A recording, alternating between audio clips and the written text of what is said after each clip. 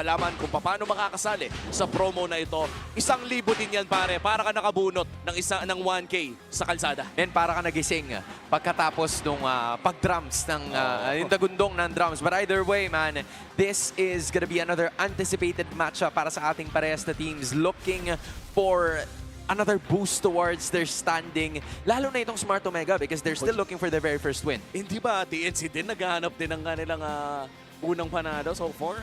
Nanalo sila kahapon. Ayaw nga pala nanalo sila kahapon. Yes! Against Onyx 2-0. Yeah. So they found theirs. Nahanap na nila yung sa kanila. At ngayon sa pagpasok natin sa ating game number 2 of today ay makikita ang TNC Pro Team at Omega. Nahanap na ng TNC ang kanilang spark for this season. Ang Omega naman ngayon ang nape-pressure hanapin ang sa kanila. You know, it feels like para dito kay Perks, he has a hero that could potentially be a game changer para sa kanilang laban. Those pick-offs are gonna be really important para makapag-engage yung Smart Omega and again, ma-reinstate nila yung kanilang domination towards the early portions of this game. Pero kailangan nila maalagaan si Ryzen upon making sure na makaka-deal siya ng damage while not taking him out. Yeah, even though they do have that pick-off capability, they have to be really smart about it. No pun intended, dahil Smart Omega sila. But there is a lot of like re-engage from TNC. Honestly, at this point, if you're Smart Omega, you're looking to shut down Cho. Si Cho lang, si Chakno lang yung kailangan nilang intindihin. Basically, James can do the backline zoning by himself. Pwede niya karangan yung Suyo, pwede niya karangan yung Fovius. Matter of fact, yung Cho lang talaga kalaban nila kasi Moscow mamaya pa yun eh. Oh, there's no other playmaker sa side ng TNC Pro Team na pwedeng magsimula ng team fights on demand. Siguro, no, you could say, Trimar, potentially secondary engage kung sakaling mag-flicker Dark Wave siya. Pero that's way too much resources para lang magsimula ng team fight.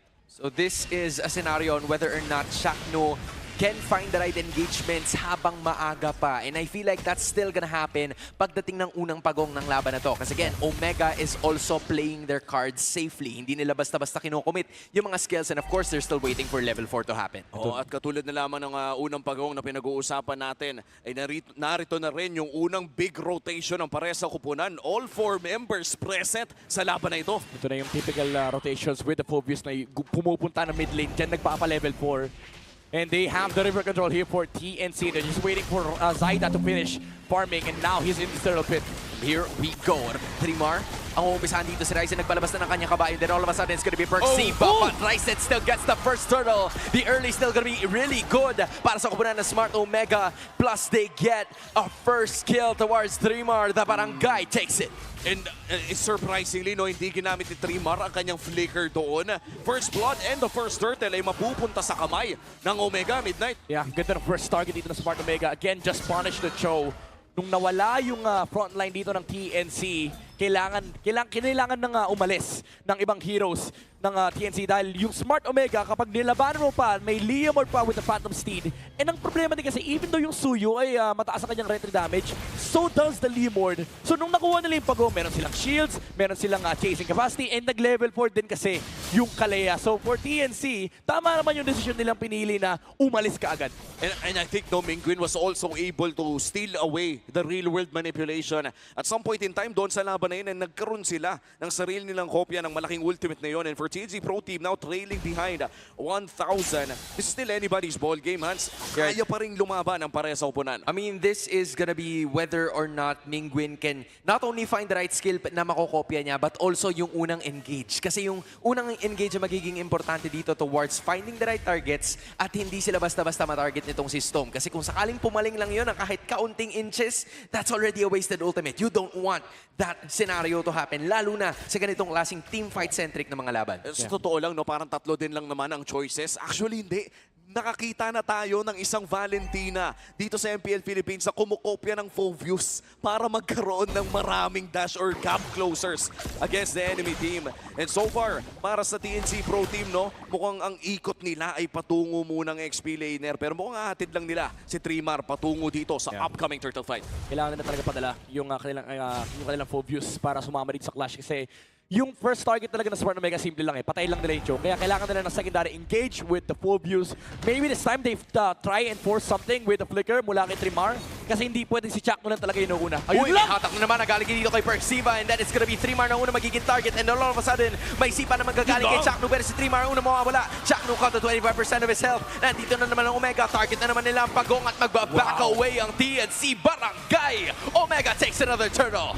Decisive calls mula sa Barangay. Persiva burning that flicker. Pare, kinuha yung solusyon.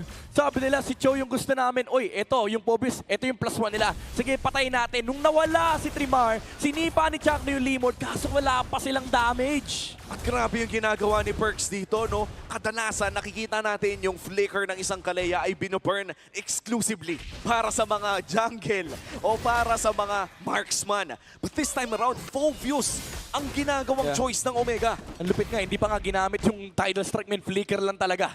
Yun lang yung ganun kabilis flicker buhat para hindi mo i-expect mula sa TNC. Tol, napapaligiran si Netsky ha. Gagamitin niya yung mga shuriken pero parang hindi na yata makakahabol yung iba sa kanyang mga teammates are actually makahabol pa pala. Dahil si Trimar mawawala, si Netsky buhay pa. Pero si BNQ hindi na siya hahayaan na huminga sa laban na ito. He's gonna be going back to the base for the next few seconds at si Chakno ay tatakbo. Nagawa na nila ang kanilang plano pero hindi sila hahayaan ng Barangay. Dahil dalawa ang bagsak sa tulong ni Mingwin. Omega leads by 2.4K. At yung mobility ng Valentina nag-lock in sa kills na yon at rekta purple pa ang kanilang call. Hindi nakareact, men. Yung TNC, grabe yung double touch nung ni Mingwin. Ang sakit nung Valentina. And Smart Omega, even though TNC set that trap, nakahanap pa rin sila ng re-engage and now they have control in the river once again. They're now bringing the carry to wherever they want. And si James, tamang trabaho lang. Ngingitian niya lang ito, Tore. And look at this early game tempo as well. Kontrolado na ng Omega, papunta na 3,000. Solid skin talaga, pare. Imposibleng di ma-distract. Best skin ever. Best call, tas ang masaya niyan, maandali bilhin. Lahat tayo may ganyan. By code glue. Ang saya ni Hansong. Oo. Lahat tayo masaya ngayong araw na to. Nalaro yung Fanny, nalaro yung Bene, nalaro yung Glue. Pero ito na, pinasok na naman. Men, hindi naglalaro ang Barangay Smart Omega dahil may hatak na naman si Persiva kanina pero sa side na pinasok na naman. And then itong si Chakno, pero may ipit sa ng konti, siya unang mawawala. But then, Mingwin stays alive. And ikita sa may padalikuran. Stone, free hit lang din. Pero si James ay papatungan. Sinashampon niya na naman. Ito ang clear, men, para sa iyo as James takes another one down. Nakapitan ni James. At parang ganun lang TNC Pro Team, hindi makagalaw. 3-for-1 si Persiva pa, yung binayad. Pare, grabe yung re-engage dito ni Mingwin. Kinopya niya yung RWM dulong-dulo yung heroes ng TNC. Even though yung idea for TNC, it was kinda nice. Chakno set that play for TNC. Pero again, yung sinasabi natin kanina, yung counter-engage, kahit pa Kalea composition dito yung Smart Omega, yung Valentina talaga yung X-Factor eh. Kasi kapag binigyan mo ako ng real world manipulation, dalawa yung paraan namin para mag-start ng team fight. At sobrang nalugi ata ang TNC Pro Team around that area. Considering na katulad ng sinabi mo, Midnight, dulong-dulo talaga. And Mingwin right now, spectacular game. In fact, perfect game para dito sa Valentina na to. Wala pang deaths, 100% KP. Ito na talaga yung main missing piece na hinahanap ng Omega. Again, this is what I was talking about during the start of the draft. Yung kapasidad nitong si Mingwin na pumili ng mga tamang desisyon and the right shot calls for those fights to happen. And it is working as of now. Ito na naman yung kwento. Maganda na naman yung simula ng Omega. Can they keep this going? Pero sa ngayon, ang gagawin nila ay planong magpabagsak ng Torre sa may bandang itaas. No contention mula sa TNC and they will safely take that for themselves. Map control all around for the Barangay. At mukhang hindi pa papalag ang TNC Pro Team as of now, Midnight. As we look at this game, lamang na ang Omega. That is a given fact. Paano nga ba makakapalag ang Phoenix Army dito? They have to pick off this Kalea before anything happens. Either they force the kick onto the Kalea and then maybe Zaida and Trimar goes for the backside. Ang problema kasi may glue ka pa na iintindihin and wala pa silang damage. So kailangan pa nilang humanap ng paghinga. Maybe force some trades against Smart Omega. Kasi if you look at the items dito ng Smart Omega, medyo ang kukunat na ng mga frontliners. You have that Dominance Ice on the glue. Yung Leomord ay medyo mobile na rin sa mga team fights kasi with the Brute Force breastplate, he can just maneuver around the heroes of TNC. So honestly, the only way for TNC for them to actually win a fight is just wait for the Moscow enough to farm up. Nako, at 2 items pa lang ang nakikita nating items para kay Benny Cutie as of now. Lord, sinimulan na ng Omega at mukhang hindi na ata makakalaban pa ang TNC Pro Team dito. Maliban na lang kung tatama ang Spear of Destruction. That's the Lord secured para sa barangay. Uncontested Lord for OMG. Tol, nung humarap na si James kontra dito kay Zaida, parang nagets na ng TNC na nandun sila mismo and there was no way for them to find the route there. Pero si Perks, may plano sana pero titigil muna niya ang hudyat. Omega's gonna be waiting for that major objective to walk around. Oh! Okay, kuha lang. Kuha lang ng orange. Grab, marunong. Ang lala nitong ginagawa ng Smart Omega. Men, tinatakot lang nila yung TNC. Ito yung lagi nating sinasabi na soft commitment. Na mananakot lang sila, papalayuin lang nila yung kalaban nila, and then they will just take whatever they want. And lagi yung ginagawa ni Perxiva, kasi may threat kasi ng fleeting time from the Kalea. So if you're TNC, anytime naaabante rito yung Smart Omega, you have to back off. At hindi rin sila makasabay sa cross-map trade, men. Sinubukan nila mag-push doon sa may bandang ibaba. But with Lord-empowered minions ay kailangan dumepensa ng Phoenix Army. Dito sa mid lane at top lane, puputok na nang hindi pa nakakalapit ng Lord. Kaya naman para sa TNC, magiging mas mahirap ang pagdepensa dito sa top side. Perxiva! Kaya sigurado makakabangga sila at ayun na naman yung Tsunami Slam. Jack nung makakatakas pa rin pero medyo hagulgul na talaga ang kanyang buhay. Kailangan niya makaalis sa pagkakataon na yun. It's still an energy shield or at least an inhibitor safe for both of them. No longer an energy shield up top and at the mid lane. Andito pa rin ang TNC. No casualties, no inhibitors given. Nanakaw din ng real world manipulation pero mukhang ang call na talaga ng Omega ay ubusin na lamang ang laman ng jungle ng TNC Pro Team. My God, para bang hindi makahinga ang Phoenix RB dito. Yeah, parang mala Team Falcons yung ginagawa dito ng Smart Omega. Unti-unti lang kinukuha lahat na pwede nilang kunin mula sa TNC. Na-force yung flicker mula kay Chakno and soft commitment lang naman yung ginawa nila. Isang talon lang mula kay Perks. And then kumalas kagad ng barangay. Kasi alam nila lamang na sila. You just have to choke the farm of Benny Cutie at this moment. Tumataba din naman si Netsky. So hindi problema for Smart Omega kahit tumagal tong game na to. At kailangan pa nga maghabol, no? Hindi pa rin buo yung Trinity na hinahanap natin sa Moscow na to. Meanwhile, this carry is already going towards a Rose Gold Meteor. Papunta na siya doon sa safety net na item. Oo, safety Netsky. Tsaka malala rito, magkaka-chastise Poldron pa si James. So, yung front line ng Smart Omega ay lalo lang titindi kasi if you're TNC, how do you kill James? Ayun na, buo na yung chastise Poldron.